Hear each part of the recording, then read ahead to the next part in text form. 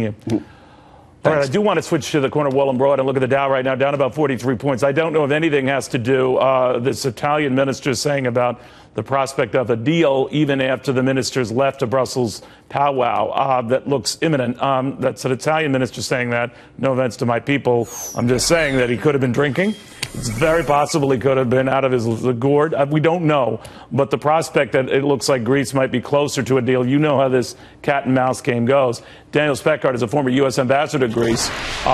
He's reading something else into this, and that could be Russia's hand in the Greek crisis, because every time Tsipras is up against the wall, the Greek prime minister, he does remind folks, I can talk to my friend Vlad, right?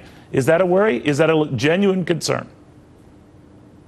Well, absolutely.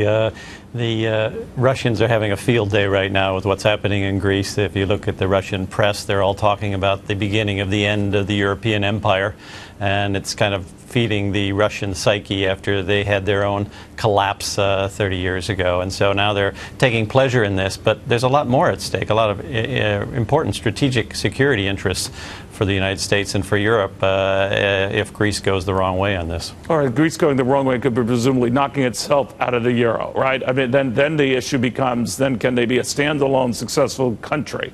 Now, without the euro for a while, when they go back to the drachma, I guess the jury's out.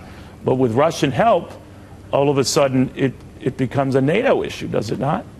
Absolutely. It's not so much the economics of this, because Russia is not in a great position to really bail out Greece. It's more the politics of it, which is if we end up with a Greek exit, the Greek people are going to be pretty angry and frustrated with the course of events, because there's still about at least two-thirds, three-quarters of the people that want to stay in the euro, and it doesn't look like that's going to be possible. Yeah, but if they don't have to worry about the hardship and the cutbacks and the pension allowances and all that, and they're under kind of Vladimir Putin's thumb, will they really care?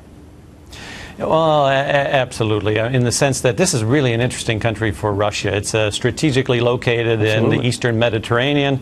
We have a NATO base on Crete, which we use for staging for Middle East and Afghanistan operations. There's an air base there as well as the naval base.